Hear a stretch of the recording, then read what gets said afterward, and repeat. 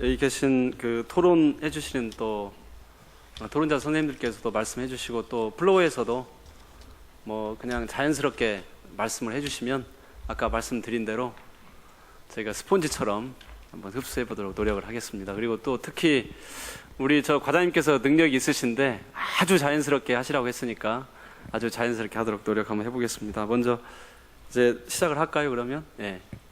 현재 국가에서는 1급 장애인에게만 활동보조 지원 서비스를 제공하고 있습니다. 하지만 지적장애인, 과거의 정신지체인, 자폐증을 포함한 발달장애인, 뇌병변 장애인의 경우 장애 등급과 상관없이 그들은 의사 전달이나 한글 능력, 신체적 어려움으로 혼자서 의식주 해결이 불가능합니다. 다만 장애 등급이 2급, 3급이라는 이유로 현재 서비스를 받지 못하고 있습니다. 두 번째로 현재 전주시 경우 사회복지관이나 장애인복지관에서 활동보조 제공을 서비스를 하고 있습니다. 복지관의 경우 정부의 지원이나 규모나 전문성 부분에서 월등한 경쟁력을 갖추고 있지만 센터는 당사자들이 운영하고 있기 때문에 전문성이나 또한 지자체의 지원이 전혀 없는 상태입니다. 바우처 사업의 수익금으로 운영하고 있습니다. 현재 희망드림이 2월부터 7월까지 저희가 서비스를 제공하고 있는데 월 수익금이 50만 원 정도 되고 있습니다. 현재 도내에 중증장애인 자립생활센터 국고 지원 사업기관이 한 곳이 지원이 되고 있습니다. 1억 5천이 지원되고 있는데요. 현재 전라북도의 등록 장애인 수는 14만 4천 명입니다. 또한 지역을 고려한다면 한 곳 정도 추가 지원이 필요하다고 볼 수 있겠습니다.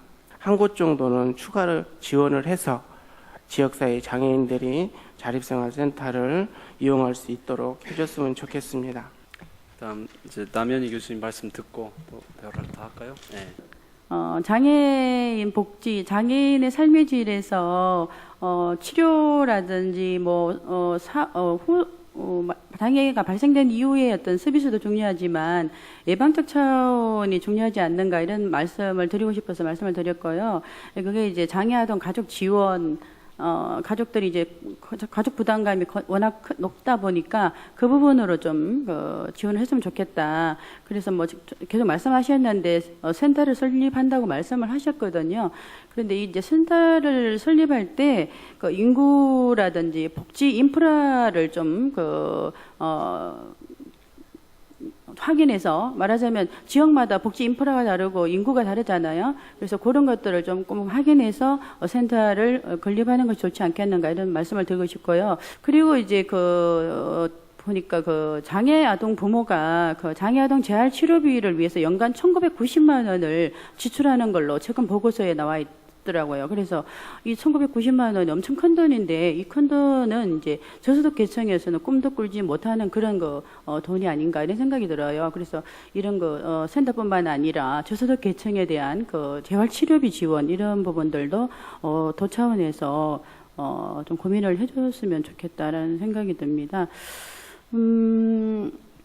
그리고 이런 부분들이 이제 지역사회 복지 계획에도 좀 반영이 될 수 있다면 좀 반영이 되었으면 좋겠다 이런 말씀을 드리고 싶습니다. 가장 이제 중요한 부분이 취업 여성의 일자리라든지 자녀 출산 이 부분들이 굉장히 포커스가 많이 맞춰져 있더라고요. 그래서 제가 얼핏 이제 금방 느낀 부분인데 취업 여성들의 성진 육아수당 이런 것도 중요하지만 취업 여성들이 이제 자녀를 출산했을 때 성진에 있어서 좀 가점을 줄 수 있는 그런 제도도 공무원 차원에서 좀 시작해 보면 좋지 않겠나 그런 생각이 들어요. 왜냐하면 이 여성들이 자기 일을 포기하거나 자녀를 출산하거나 두 가지 중에 선택을 해야 될 그런 상황이 벌어질 수 있거든요. 그 부분들도 조금 관심을 한번 가져줬으면 좋겠다 이런 말씀을 드리고 싶습니다. 하태용 학자님 좀 부탁을 드리겠습니다. 현재 국비 지원 사업으로 추진하고 있는 노인 돌봄 사업은 상당히 한계가 있다고 보여지기 때문에 우리 도 자체적으로 아까 말씀드렸던 약 46,500명 정도의 우리 독거노인에 대해서는 대상을 확대하고 지역을 확대하는 부분이 중요하다 생각이 들고요. 2013년도나 12년도 우리 지금 현재 우리 그 전라북도에서 하고 계시는 독거노인에 대한 사업은 굉장히 내실이 있고 굉장히 계획적으로 추진하는 걸로 제가 알고 있습니다. 다음은 치매 노인 돌봄 확대에 대한 부분입니다. 2012년 65세 노인의 그 치매 유병률은 약 9.1%로 우리 도내 그 노인 인구에 대비했을 때 우리 도내에는 약 2,700여 명의 치매 노인이 있는 걸로 우리가 살펴볼 수가 있습니다. 아마도 우리 도에서 추진하고 있는 그 사업 중에서 아마도 노인 돌봄 데이케어가 이제 지금 진행되고 있고 가족들이나 치매 대상자들한테 안정적인 서비스가 지원되고 있는 걸로 제가 알고 있습니다. 근데 문제는 우리 도내의 그 특성으로 인해서 그 데이케어에 대한 부분에서 추가적으로 설치될 그러한 그 확대해야 될 그런 내용들이 있습니다. 그래서 장기 요양이나 대역 케어를 받지 못하는 치매 환자가 굉장히 많다, 이렇게 볼 수가 있을 것 같습니다. 치매 노인 돌봄에 대해서 대책 방안으로서 제 생각 중에 하나는, 첫째는 그 치매 노인에 대한 지역이나 대상 등을로 한 그 체계적인 수요 조사가 되어 있어서 DB가 데이터베이스가 구축돼야 되겠다. 그래서 이를 통해서 지원 계획 수립이 돼야 되고요. 그 다음에 마찬가지로 이러한 치매 부분도 사후 관리보다는 예방이 가장 중요하기 때문에 치매 예방이랄지 치료 계획을 수립하고 프로그램 개발을 운영하시는 것이 좋겠다 생각이 들고, 앞서 말씀드렸던 우리 도의 특성에 따라서 치매 노인 돌봄 대상자의 적정한 송영거리를 좀 고려하셔서 데이케어에 대한 추가 지정이 좀 필요할 것 같습니다. 네, 다음 여성 일자리 창출 분야 양경희 본부장님 말씀 듣겠습니다. 이렇듯 다시 취업을 희망하는 여성들은 보통 희망하는 직종이 사무직이나 사회 서비스업을 희망을 하고 있습니다. 그런데 이와 안타깝게도 이제 기업에서 원하고 있는, 이 도내에는 대다수가 이제 제조업 기업들이 많이 있습니다. 이 기업들은 조금 더 젊은 여성, 그래서 40대 이전의 여성 아니면 40대 초반의 여성들을 원하고 있고, 또 생산직에 근무할 여성들을 많이 구인을 하고 있는 상황입니다.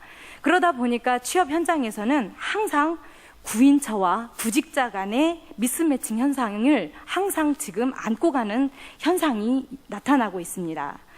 이런 여성 경제활동 참여 확대에도 불구하고 일부 중소기업의 생산직 근로 환경은 아주 열악한 상황에 있습니다. 그러다 보니까 여성들이 취업은 원해도 근로를 기피하거나 또 취업을 포기하는 그런 현상이 나타납니다. 그리고 또 취업을 했어도 이직을 원하는 이러한 모습들이 산업 현장에서는 빈번하게 있습니다. 이런 근로 환경을 개선하기 위해서, 그래서 여성들이 조금 더 근로 향상을 기할 수 있는 이런 사업들을 펼치고 있는데, 지금까지의 지원은 최대 300만 원까지가 지원 금액이었습니다. 그렇다 보니까 실질적으로 기업에서 여성 근로자들이 근로하기에 편안한 근로 환경으로 개선하고자 하는 그 개선의 의지가 미약해질 수밖에 없었습니다. 그리고 또 그 금액에 맞춰서 환경이 개선이 되다 보니까 여성 근로자, 사용자인 여성 근로자들의 만족도 또한 낮아지고 있는 추세입니다. 그래서 이러한 더욱더 여성 근로자들의 확대가 필요하고, 또 여성들의 일자리 창출도 필요하고, 기업 내에서 근로하고 있는 여성들이 조금 더 편안하게 근로 환경을 개선하기 위한 이 사업이 이제는 2013년에는 조금 더 예산 확보의 필요성을 느낍니다. 그럼 바로 이어서 여성교육문화센터 이승경 팀장님 말씀 듣고 같이 토론하겠습니다. 하지만 저희 직업교육 훈련 사업은 타 사업에 비하면 턱없이 낮은 1인당 교육비로 기업에서 요구하는 가장 기본 요건인 취업의식 교칙 교육 강화라든가, 아니면 산업체에 맞춤형 교육에 맞는 현장 실무에 바로 투입할 수 있는 인력을 양성해야 함에도 불구하고 비용 문제 등으로 현장 실습을 강화하기가 어렵습니다. 예로 말씀드리자면 저희 전라북도 내에 다른 교육 사업을 비교를 해보면, 다른 교육 사업 같은 게 산학과학 커플링 사업이라든가 기업 주면식 인력 양성 과정, 그리고 맞춤형 직업교육 훈련 과정을 보면 1인당 교육비가 330만 원에서 약 360만 원 정도가 상회를 합니다. 근데 저희 여성가족부에 그래도 어떤 국비 사업의 직업교육 훈련은 1인당 한 77만 원 정도가 됩니다. 그러면 한 4.5배에서 5배수 차이가 나겠죠. 예. 이런 현실에서 보면 저희가 실질적으로 정말 내실화를 기하기 어렵다는 거죠. 그런데 현재까지 그 직업교육 훈련비로 책정된 도비 공모사업 같은 경우에 18개 과정 한 3억 원 정도가 책정이 되어 있는데요. 이 사업비로는 저희가 교육의 내실화 및 신규 과정을 운영을 하는 데는 턱없이 부족하기도 하고 기업의 인력 수요 그리고 기업에서 요구하는 저희가 교육을 맞춤형 교육을 하기에는 너무 모자라던 거죠. 예. 저희는 그래서 이런 맞춤형 일자리 사업을 위해서는 여성들의 직업에 대한 인식 개선 교육도 강화를 해야 되고 이를 위해서 예산도 좀 더 포함이 돼서 확대되어야 되고 그리고 산업체 현장 중심형 현장 실습 교육이 강화될 수 있도록 예산이 좀 확대돼서 운영되기를 바라고 있습니다. 이런 부분에 대해서 각별히 좀 관심을 가져주시면 저희 전라북도의 많은 여성들이 산업 현장에서 경제활동 주체로서 활동을 할 수 있을 것 같습니다. 전북 지역 출산율 제고 방안 관련해서 김정미 보육정보센터장님께서 말씀해 주시겠습니다. 저는 수요자 입장에서 이제는 그 정부 또는 우리 전라북도가 공급자 위주의 지원이 아니라 우리 부모님들 위주로 부모님들에게 정말 좋은 보육 서비스를 제공을 이제 해줘야 될 때가 아닌가라는 생각을 해보는 측면에서 크게 두 가지 측면에서 말씀을 드리고자 합니다. 민간에 저희가 의존하고 있는 그 프로테이즈를 보면 약 81% 이상 민간 보육에 저희가 이제 의존을 하고 있는데. 그 반면에 공보육이라고 하는 국공립 어린이집 그리고 뭐 공공형 어린이집 등은 불과 6% 정도에 불과합니다.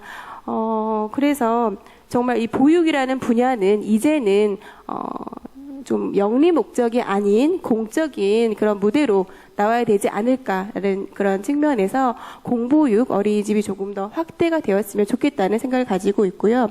두 번째이자 마지막 의견인데요. 제가 그 주위에서 흔히 제가 보육정보센터에 있기 때문에 말씀을 많이 듣습니다. 임신육아 교실이라는 강의는 참 주위에서 많이 접한다. 그런데 부모 육아 교실은 접할 수 없다라는 아이러니한 질문을 많이 받습니다. 보육에 관련한 정보는 많이 들을 수가 없다.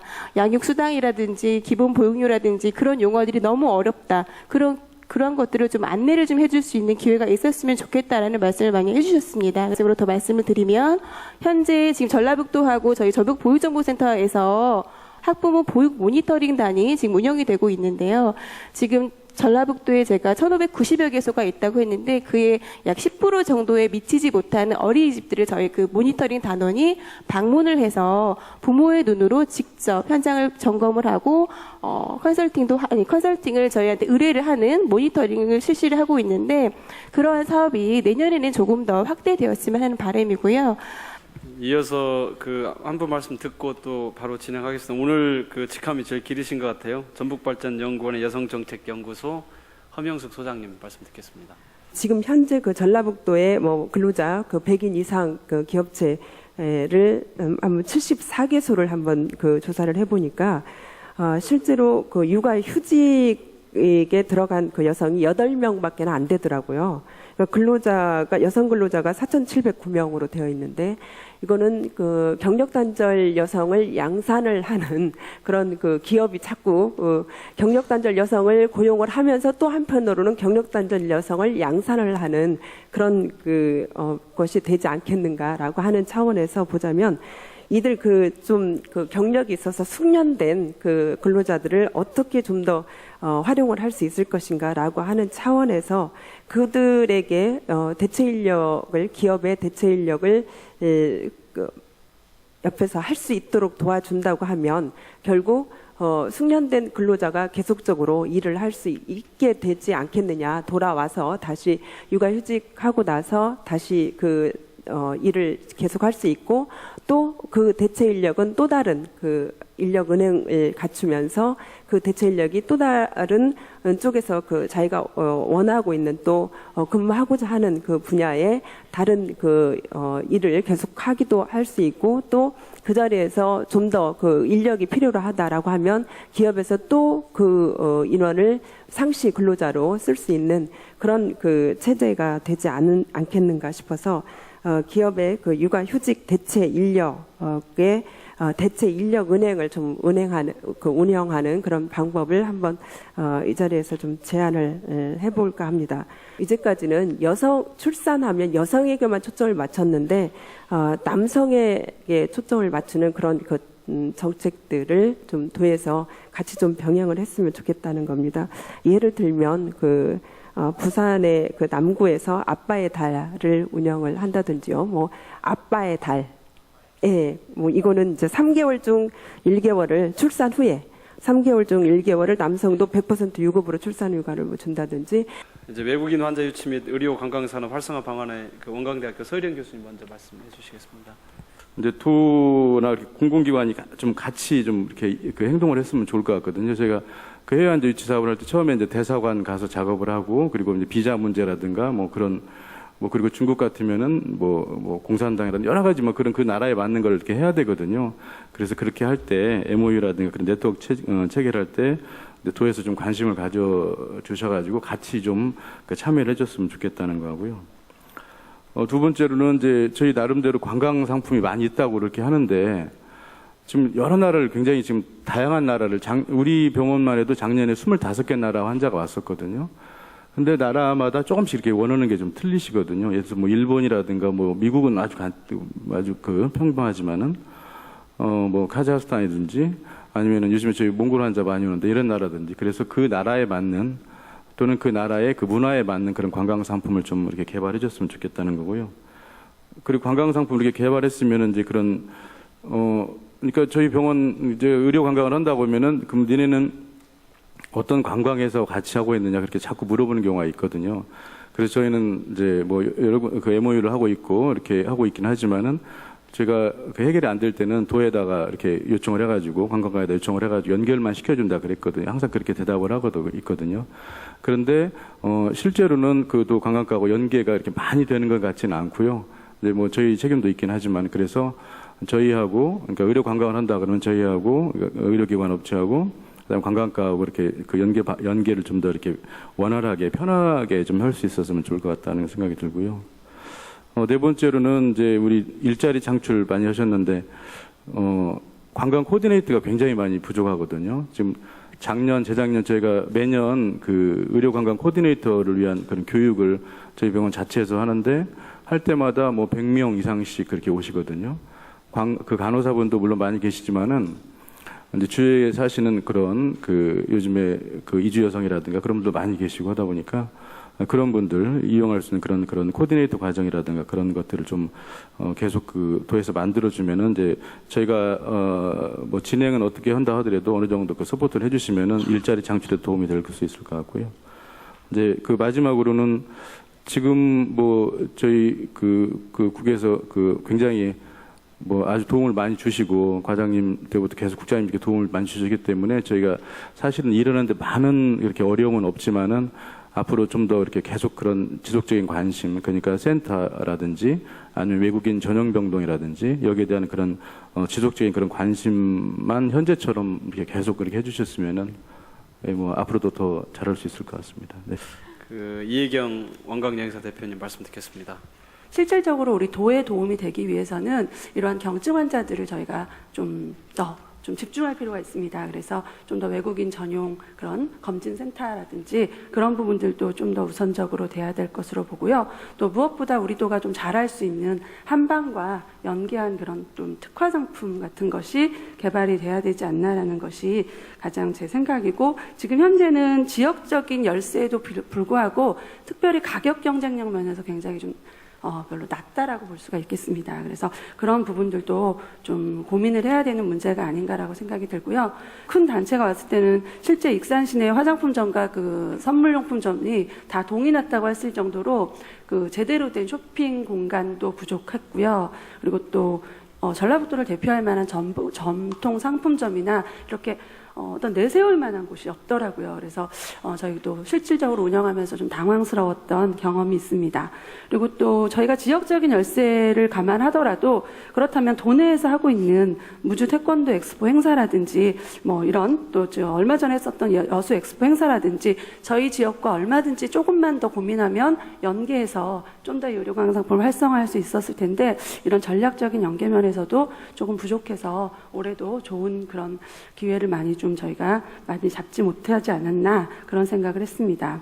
그리고 아직까지는 여행사가 의료관광객을 유치하는데 여러 가지 사실 어려움이 많기 때문에 지금 지원되는 관광객 유치했을 때 지원되는 뭐 그런 일정적인 아주 작은 그런 지원보다는 조금 더 이거를 지속적으로 어떤 일정 인원이라든지 아니면 차량 지원이라든지 이런 좀 더 전폭적인 그런 부분에서 아직은 좀 우리가 이런 파일을 키워야 될 때라고 생각을 합니다. 전라북도가. 아직 전라북도 의료관광 수준이 지금은 시작 단계에 불과하지만 이런 단기적인 성과보다는 지속적인 그 노력과 도 차원에서의 적극적인 지원과 관심과 홍보가 좀 더 지원이 돼야 되지 않나라는 말씀을 드리고 싶습니다. 또 오늘 멀리서 오신 분들, 토론해 주신 분들 이 발걸음 헛되지 않게 저희도 최선을 다해서 여러분들 말씀하신 것들 잘 소화해서 또 정책으로 잘 전환시키도록 하겠습니다. 고맙습니다. 마치겠습니다.